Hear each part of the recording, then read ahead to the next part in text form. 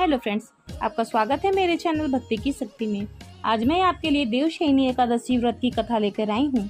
अगर आपको ये कथा अच्छी लगे तो कमेंट बॉक्स में विष्णु भगवान की जय अवश्य लिखें। आषाढ़ शुक्ल एकादशी को देवशयनी एकादशी के नाम से जाना जाता है। इस दिन से भगवान विष्णु का शयन काल शुरू हो जाता है। शास्त्रों के अनुसार इस दिन से भगवान विष्णु चातुर्मास के लिए निद्रा पर चले जाते हैं, इसलिए इस दिन से लेकर 4 माह तक कोई शुभ कार्य नहीं होता है। देवशयनी एकादशी को हरिशयनी के नाम से भी जाना जाता है। धार्मिक मान्यता के अनुसार देवशयनी एकादशी व्रत सबसे श्रेष्ठ एकादशी मानी जाती है। इस व्रत के प्रभाव से व्यक्ति के सभी पाप नष्ट हो जाते हैं। एक बार धर्मराज युधिष्ठिर ने भगवान श्री कृष्ण से कहा, हे केशव, आषाढ़ शुक्ल एकादशी का क्या नाम है?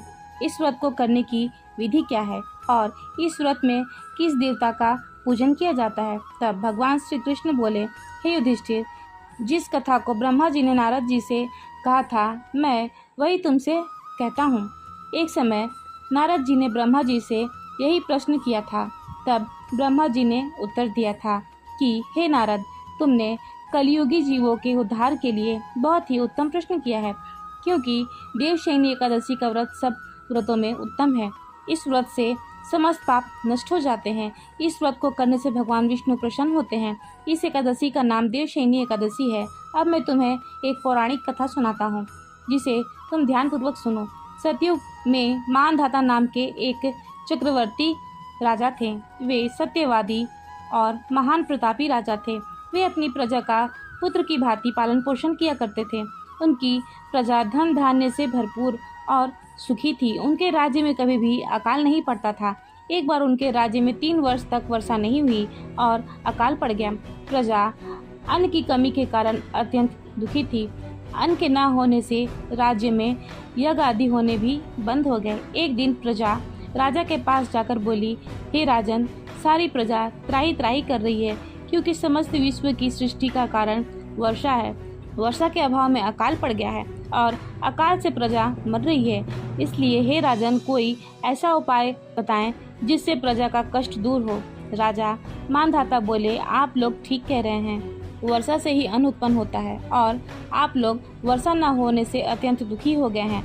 मैं आप लोगों के दुखों को समझता हूँ। ऐसा कहकर राजा कुछ सेना को साथ लेकर वन की ओर चले गए। वे अनेक ऋषियों के आश्रम में भ्रमण करते हुए अंत में ब्रह्मा जी के पुत्र अंगिरा ऋषि के आश्रम में पहुंचे। वहां राजा ने घोड़े से उतरकर अंगिरा ऋषि को प्रणाम किया।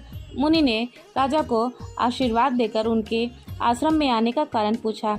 राजा ने हाथ जोड़कर विनीत भाव से कहा, हे भगवान, सब प्रकार के धर्म पालन करने पर भी मेरे राज्य में अकाल पड़ गया है।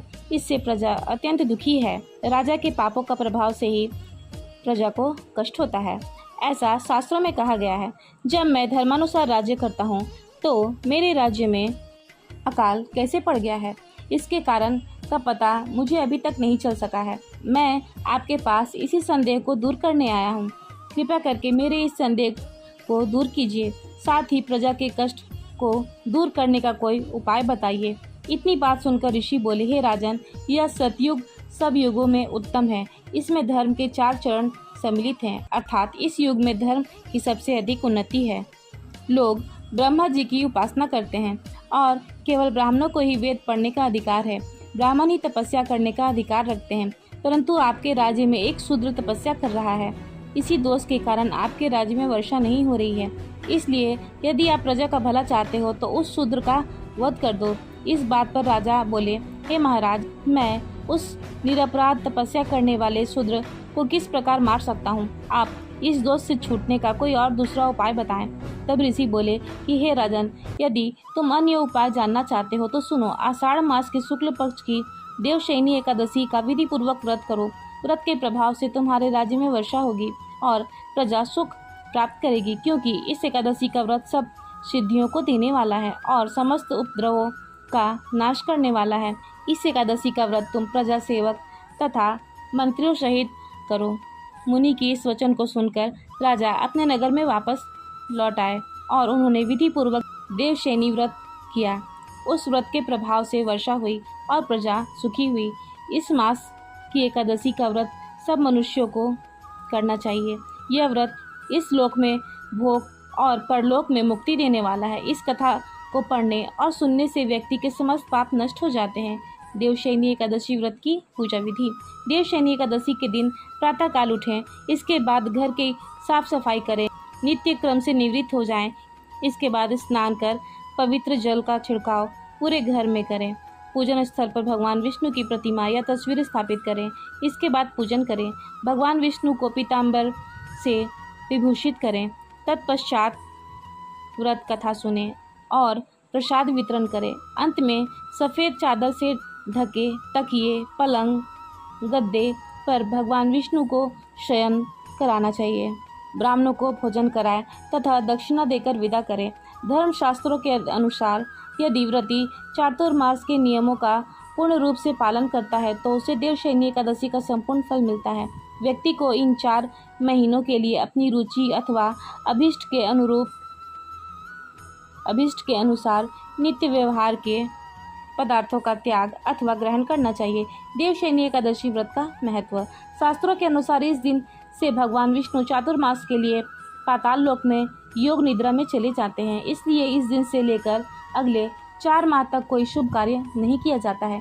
देवशयनी एकादशी को हरिशयनी एकादशी भी कहते हैं। धार्मिक मान्यताओं के अनुसार देवशयनी एकादशी व्रत सबसे श्रेष्ठ एकादशी मानी जाती है। इस व्रत से व्यक्ति के सभी पापों का नाश हो जाता है। सभी व्याधियाँ दूर हो जाती हैं। इस एकादशी को सौभाग्य की एकादशी के नाम से भी जाना जाता है। पद्म पुराण के अनुसार इस दिन उपवास करने से जाने अनजाने में किए गए पापों से मुक्ति मिलती है। इस दिन पूरे नियम और मन से पूजा करने से मोक्ष की प्राप्ति होती है और व्यक्ति की सही मनोकामनाएं पूर्ण होती हैं। जय हो भगवान विष्णु की। फिलहाल इस वीडियो में इतना ही।